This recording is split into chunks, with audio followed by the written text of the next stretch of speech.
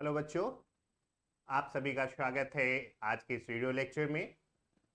आज का ये जो वीडियो लेक्चर होने वाला है ये इसलिए खास है क्योंकि आज हम लोग देखने वाले हैं क्या जो हमने अभी तक पढ़ा है उन सब के आधार पे हमने क्या सीखा है उसको आज हम लोग प्रैक्टिस करने वाले हैं। जो भी प्रकाश के परावर्तन से रिलेटेड जो एक्सरसाइज है उसको हम लोग करके देखने वाले हैं और हम लोग आज देखेंगे कि आखिर हम लोग का जो पढ़ाया हुआ है, जो हमारा प्रयास है, उसका क्या रिजल्ट आने वाला है।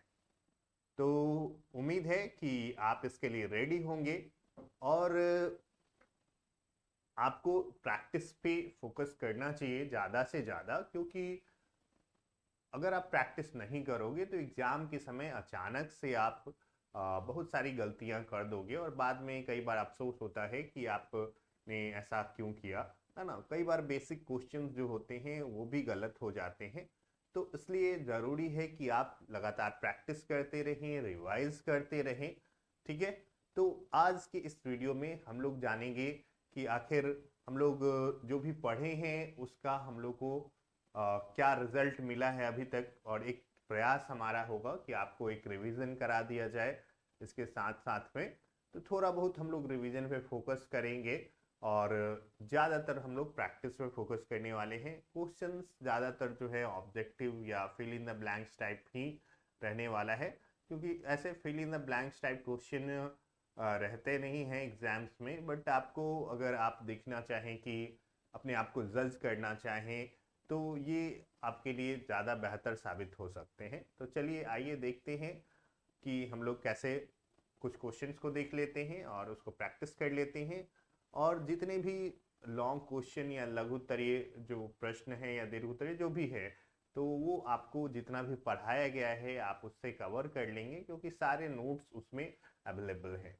तो चलिए हम लोग शुरू करते हैं और देखते हैं हमारा जो आज का सेशन है उसको।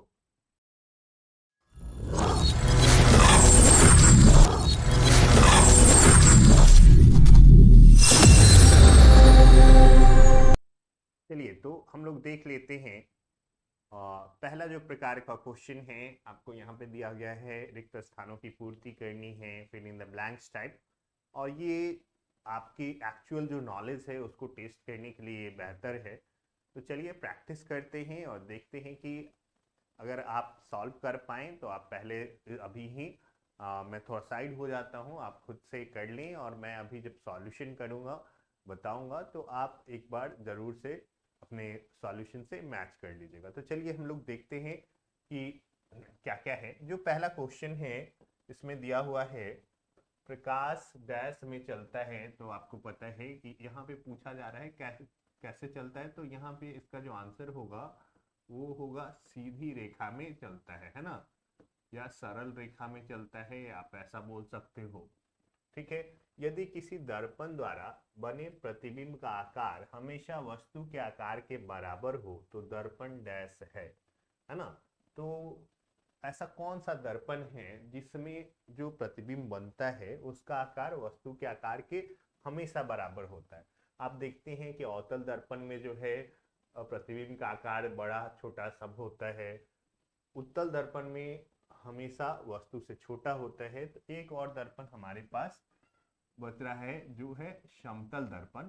तो समतल दर्पण में ही एक ऐसा मात्र दर्पण है जिसमें जो प्रतिबिंब बनेगा वो हमेशा वस्तु की आकार के बराबर होता है।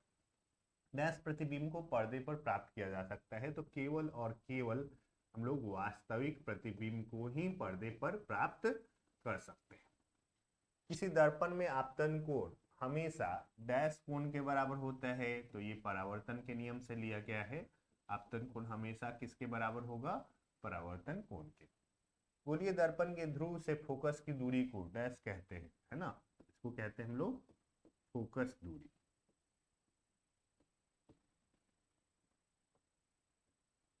अगला है गोलीय दर्पण की वक्रता त्रिज्या उसकी फोकस दूरी की, है ना। वक्रता त्रिज्या क्या होती है? फोकस दूरी की दोगुनी होती है। ठीक है। वक्रता त्रिज्या क्या होती है, फोकस दूरी की डबल होती है। आपको पता है R बराबर 2F होता है। डैश दर्पण में वास्तविक और आभासी दोनों प्रकार के प्रतिबिंब बनते हैं। तो ये पता है किसमें बनते हैं, आप बता सकते हैं अवतल दर्पण में। ठीक है, कौन सा, अवतल दर्पण में दोनों प्रकार के प्रतिबिंब बनते हैं। उत्तल दर्पण द्वारा वास्तविक वस्तु के केवल आभासी या काल्पनिक प्रतिबिंब ही बनते हैं। ठीक है, उत्तल दर्पण द्वारा कैसे प्रतिबिंब बनते हैं, आभासी या काल्पनिक प्रतिबिंब ही बनते हैं। चलिए अगला, जब कोई किरण किसी दर्पण के फोकस की दिशा में आपतित होती है तो वह परावर्तन के बाद दर्पण के मुख्य अक्ष के, है ना, फोकस की दिशा में आपतित होती है। अगर ऐसे है और ये फोकस से होके इस पे आ रही है तो क्या होता है, ये परावर्तन के बाद मुख्य अक्ष के समांतर हो जाती है। ठीक है, जब भी चाहे वो उत्तल दर्पण हो या अवतल दर्पण हो, दोनों के कंडीशन में अगर फोकस की दिशा में आपतित होगी तो परावर्तन के बाद दर्पण के मुख्य अक्ष के समांतर हो जाती है। निर्देशांक चिन्ह परिपाटी के अनुसार आपतित प्रकाश की दिशा में मापी गई सभी दूरियां क्या होती है, तो धनात्मक होती है। ठीक है, क्योंकि हम लोग आपतित प्रकाश, जैसे ये है हमारा दर्पण और आपतित प्रकाश की दिशा ये है, तो इधर की ओर जितना भी दूरी मापा जाएगा वो क्या होगा, धनात्मक होगा। सभी दूरियां गोलीय दर्पण के डैश से मापी जाती है, तो इसका जो आंसर होगा वो होगा ध्रुव। सभी दूरियां गोलीय दर्पण के ध्रुव से मापी जाती है। निर्देशांक चिन्ह परिपाटी के अनुसार अवतल दर्पण की फोकस दूरी बताइए क्या होगा, अवतल दर्पण की फोकस दूरी जो है वो ऋणात्मक होती है ना, इधर की ओर आती है।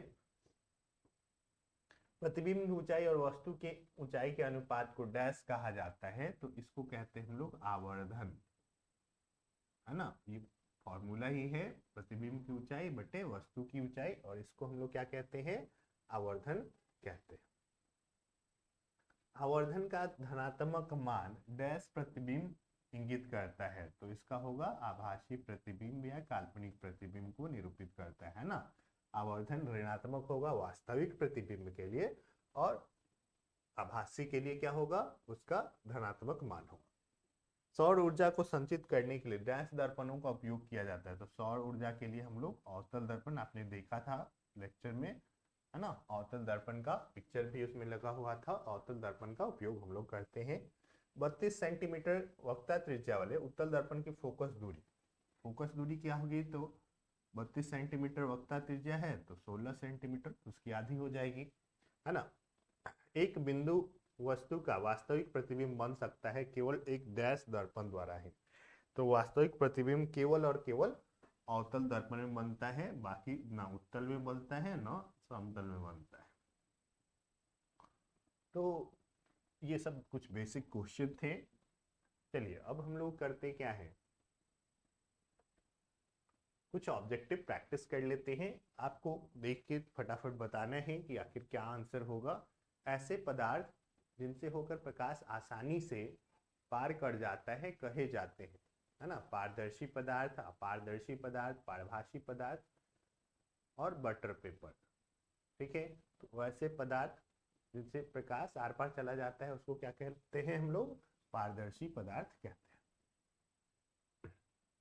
अगला क्वेश्चन है, परावर्तन का कोण होता है, तो आपतित किरण और दर्पण की सतह के बीच का कोण, आपतित किरण और आपतन बिंदु पर खींचे गए अभिलंब के बीच का कोण, परावर्तित किरण और दर्पण की सतह के बीच का कोण, परावर्तित किरण और आपतन बिंदु पर खींचे गए अभिलंब के बीच का कोण। तो आपको पता है परावर्तन कोण किसके बीच होता है, परावर्तित किरण और आपतन बिंदु पर खींचे गए अभिलंब के बीच का कोण होता है। चलिए, निम्नलिखित में किस दर्पण द्वारा किसी वस्तु का वास्तविक प्रतिबिंब मिल सकता है ना। तो वास्तविक प्रतिबिंब केवल और केवल किसके द्वारा बनता है, अवतल दर्पण के द्वारा ही बनता है। ठीक है, तो उसका आंसर होगा अवतल दर्पण। अगला है, निम्नलिखित में किस दर्पण द्वारा किसी वस्तु का आभासी प्रतिबिंब बनता है, समतल दर्पण द्वारा भी बनता है, अवतल दर्पण द्वारा भी बनता है, उत्तल दर्पण द्वारा भी बनता है। तो आंसर जो हो जाएगा हमारा इन तीनों प्रकार के दर्पण द्वारा। वस्तु से छोटा और आभासी प्रतिबिंब इनमें किस दर्पण से प्राप्त होता है, वस्तु से छोटा और आभासी प्रतिबिंब। आपको अगर याद होगा समतल दर्पण से क्या होता है, तो वस्तु के बराबर साइज का आभासी प्रतिबिंब बनता है। उत्तल दर्पण में जो है, अवतल दर्पण में भी वस्तु से बड़ा आभासी प्रतिबिंब बनता है। और केवल जो है उत्तल दर्पण में ऐसा होता है कि वस्तु से छोटा और आभासी प्रतिबिंब बनता है। निम्नलिखित में किसके द्वारा एक बिंदु स्रोत से समांतर किरण पुंज मिल सकता है? एक बिंदु स्रोत से समांतर किरण पुंज, देखिए केवल और केवल अवतल दर्पण द्वारा मिलेगा। कब? जब हम लोग वस्तु को फोकस पे रखेंगे उसके, है ना, फोकस पे जब रखेंगे तो फोकस से जितनी भी किरणें जाएंगी वो दर्पण से परावर्तन के बाद मुख्य अक्ष के समांतर हो जाएंगी। ठीक है, तो ये भी अगर पूछा जाए कि उस वस्तु को कहाँ रखेंगे तब हम लोग को मिलेगा समांतर किरण पुंज, तो आपको ये बताना होगा कि हम लोग कहाँ रखेंगे, फोकस पे, है ना। तो क्या होगा, किसके द्वारा एक बिंदु स्रोत से समांतर किरण पुंज मिलेगा, तो केवल अवतल दर्पण के द्वारा ही ये प्राप्त हो सकता है। चलिए अगले क्वेश्चन को देखते हैं। कहाँ पर स्थित होने से वस्तु का वास्तविक प्रतिबिंब दर्पण के फोकस पर बनता है?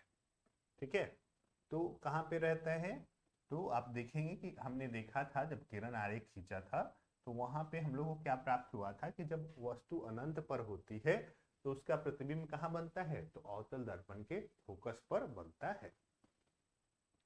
अगला क्वेश्चन, अवतल दर्पण की फोकस दूरी उसकी वक्रता त्रिज्या की, फोकस दूरी क्या होती है, वक्रता त्रिज्या की आधी होती है। ठीक है, दोनों दर्पण में क्या होता है, फोकस दूरी उसकी वक्रता त्रिज्या की आधी होती है। एक अवतल दर्पण में वस्तु की स्थिति फोकस और ध्रुव के बीच हो तो प्राप्त प्रतिबिंब होगा। कहाँ है, फोकस और ध्रुव के बीच। अवतल दर्पण में हम लोग क्या करेंगे, यहाँ पे मान लीजिए फोकस है और यहाँ पे हमारा वस्तु है, तो हमने देखा था कि क्या हुआ था, इस प्रकार से कुछ हमारा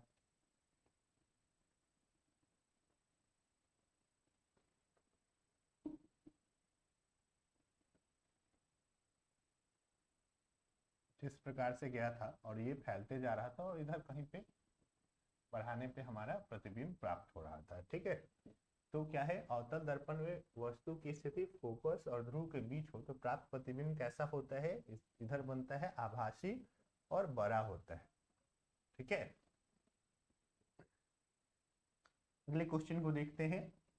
किसी अवतल दर्पण द्वारा आभासी सीधा और आवर्धित प्रतिबिंब तब बनता है जब वस्तु की स्थिति है, अभी हमने देखा है फोकस और ध्रुव के बीच में जब वस्तु रहती है तो उसका अवतल दर्पण में क्या होता है, आभासी प्रतिबिंब बनता है। अगला क्वेश्चन है, मोटर गाड़ी के चालक के सामने लगा रहता है ना, मोटर गाड़ी के चालक के सामने क्या लगा रहता है, अगर आप ठीक सामने देखें तो समतल दर्पण रहता है। आपने देखा था कि हम लोग एम्बुलेंस जो होता है वो उल्टा इसलिए लिखा रहता है ताकि आगे वाली गाड़ी के चालक को क्या मिल दिखाई दे, सीधा दिखे। और सीधा किस दर्पण द्वारा दिखेगा, चूंकि पार्श्विक विस्थापन केवल समतल दर्पण द्वारा होता है।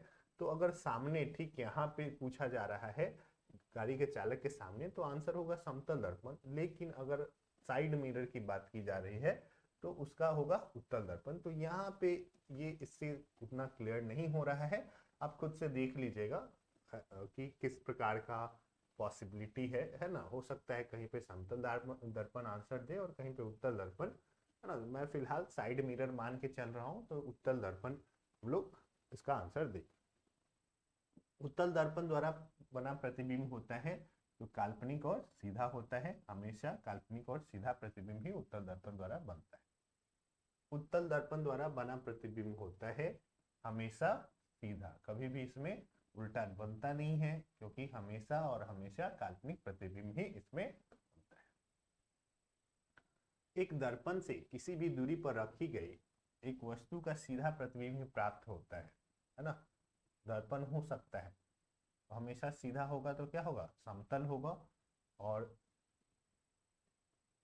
उत्तल भी हो सकता है, दोनों स्थिति में। क्योंकि हमारे पास आकार के बारे में नहीं दिया गया है कि आकार उसका बड़ा है या छोटा है, हम लोग को केवल और केवल दिया हुआ है क्या, कि वस्तु का सीधा प्रतिबिंब प्राप्त हो रहा है। तो हमारा जो सही आंसर हो जाएगा इसका ग हो जाएगा, है ना। क्योंकि समतल में भी सीधा प्रतिबिंब प्राप्त होगा और उत्तल में भी। संबंध F बराबर R/2 सत्य है उत्तल दर्पण के लिए परंतु अवतल दर्पण के लिए नहीं, अवतल दर्पण के लिए परंतु उत्तल दर्पण के लिए नहीं, उत्तल तथा अवतल दोनों प्रकार के दर्पणों के लिए, न तो उत्तल दर्पण के लिए न ही अवतल दर्पण के लिए। तो ये किस प्रकार के होली होता है? उत्तल और अवतल दोनों प्रकार के दर्पण के लिए होता है। तो चलिए ये थे कुछ बेसिक क्वेश्चंस इस चैप्टर से रिलेटेड। उम्मीद है कि आपने इसको सॉल्व कर लिया होगा ज़्यादातर को, है ना, क्योंकि बहुत ज़्यादा हार्ड है नहीं। तो हम लोग अब आज का ये जो आपका पहला चैप्टर है फिजिक्स का, ये अब कवर हो चुका है। हम लोग जल्दी ही अगले चैप्टर पे मूव करने वाले हैं। तो आपसे मिलेंगे अगले चैप्टर के वीडियो को लेके। लेकिन फिर से मैं एक बार बताना चाहूँगा कि आपको क्या करना है। अगर बायोलॉजी पढ़ना है पूरे अच्छे से, है ना, आप उसके हर एक कॉन्सेप्ट को समझना चाहते हैं, अच्छे से प्रैक्टिस करना चाहते हैं, तो आप ज़रूर हमारे चैनल को सब्सक्राइब करें। इसी चैनल पे आपको हमारे बायोलॉजी से रिलेटेड कंटेंट भी मिल जाएंगे, जहाँ से आप उसे देख सकते हैं। तो आप ज़रूर से ज़रूर चैनल को सब्सक्राइब कर लेंगे, वीडियो को लाइक भी कर देंगे। और अगर कोई समस्या हो रही है आपको, आप कोई इम्प्रूवमेंट चाहते हैं, किसी स्पेसिफिक टॉपिक को चाहते हैं कि एक्सप्लेन किया जाए, तो आप ज़रूर हमें कमेंट करके बताएं। इस वीडियो को देखने के लिए आप सभी का धन्यवाद। मिलते हैं आपसे अगले वीडियो लेक्चर।